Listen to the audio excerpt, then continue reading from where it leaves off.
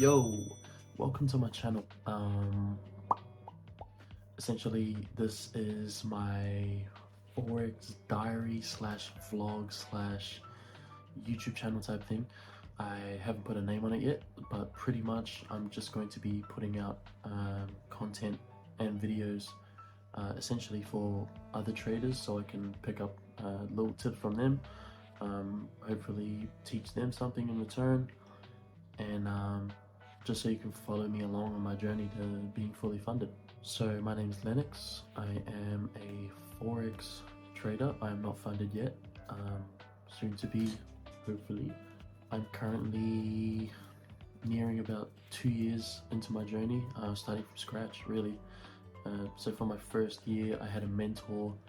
In my second year, which will be this one, around March, I started with a 3-day bootcamp into FX Alex G's swing trading lab.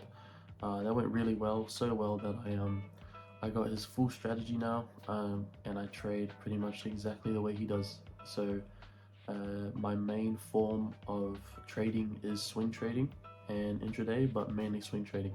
So that involves the weekly, the daily, and the 4 hour. Um, all being confluent, or at least two of those hitting the same way for me to then take a trade. So that's my baseline.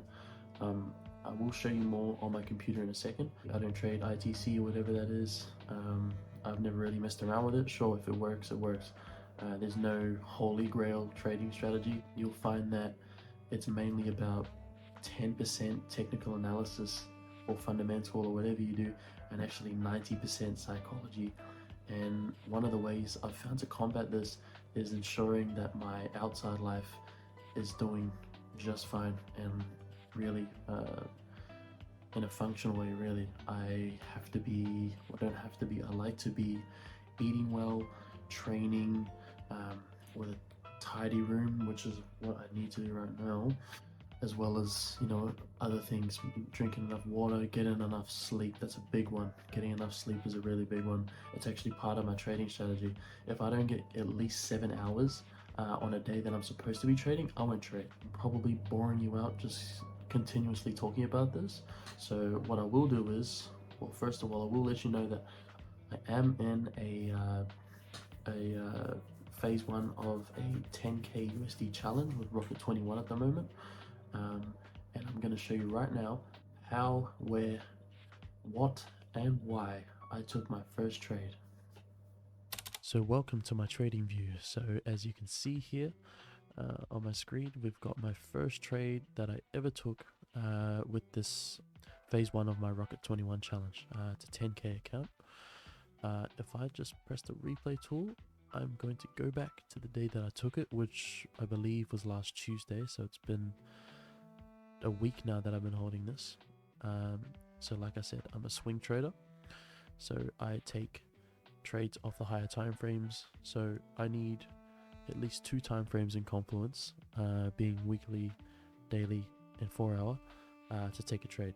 So we wanted to take a long on this. Why would we take a long? Because I've got support and resistance here. So as you can see, when it comes up, it's resistance. It doesn't want to break above.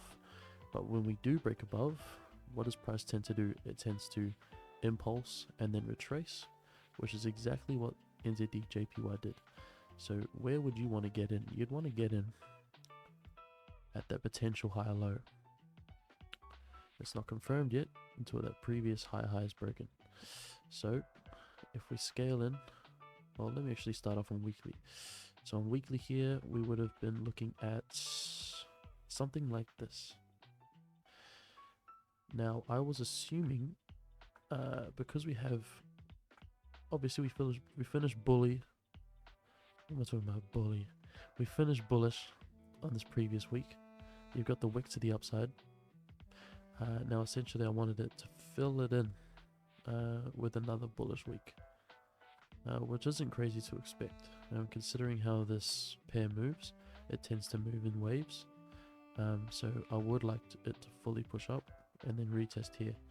So weekly, I had bullish. Daily was also bullish, as you can see. It pushed above, and then I was waiting for a retracement. Also, we had the previous structure level there. So that was beautiful. Secondly, I needed my AOY here. I needed it to hit the AOY in order for me to take it. So if you go down to 4 hour as well, if you can see this giant lake here, not many people would count this as a lake. Or I'd say most people would in this instance. I've counted this whole 4 hour thing as a lake. So in order for this to be considered bearish for me, it would have to break and close below here, which it hasn't. So that's good for me in regards to having a whole lot of room to play with in order to get in. So I've got weekly, daily, and 4 hour bullish. That was beautiful. So all I was looking for really was an entry candle, which came on Tuesday. And if I scale it in, because I do believe it was on the lower time frames. Let me scale in here. Okay, I believe it's on 30 minutes. Let me see when it happens. Would have been around here somewhere.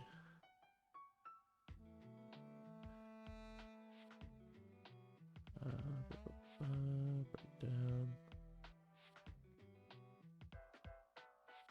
Yep, it would have been this candle here.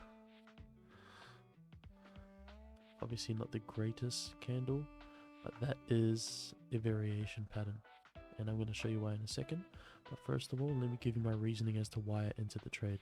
So I am a swing trader and I do follow Alex G's strategy. And in order for me to follow that strategy, when price gets to the AOI on a lower time frame that I'm going to take the engulfing, I need it to shift structure. And I'm going to show you exactly where that happened. So obviously we had this big downtrend to the downside, lower low, lower high, and then we had a shift up. So this was fine. I was just waiting for it to pull back a little bit and then I could have got in. I didn't get my entry signal. It actually went all the way down to here and then created another leg. So there's your new lower low, there's your previous lower high. So I needed to break this. It broke it, went back up, broke it again, kept going up, broke it, went back up, and then it broke down. So here was bearish, and in order for it to shift bullish, if I zoom in here, this is the level it needed to break. And it broke it right here. So from here to here, it's bullish. We had one bearish candle followed by a neutral bullish candle, and then I count this as an engulfing pattern because this bullish candle engulfed not only this but the wick as well. So that is a variation pattern for me. If you were to go into the hourly, you might see a bullish engulfing like it did there, but you wouldn't have got an entry like mine. So I take those all day of the week. I don't exactly like that wick there, but I've got all these confluences behind me, so I took the trade. And so I've entered off there. And essentially, yeah, that's why I've taken this trade. Like I said, I've been in this for a week now. I have no problem holding this as I've accepted my fate. I've set an appropriate stop loss below the previous low.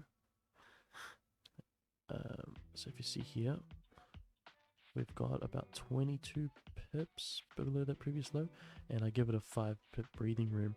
Normally I would give it 10, but because we are at my AOI, I'm expecting price to go up from here anyway. So if I play this out a little bit, we've seen a huge push, and then on Friday it ended around here. Come Monday it dropped back down, and now we're currently sitting about just over halfway. So I'm waiting for this to play out, but yeah, that's my first trade.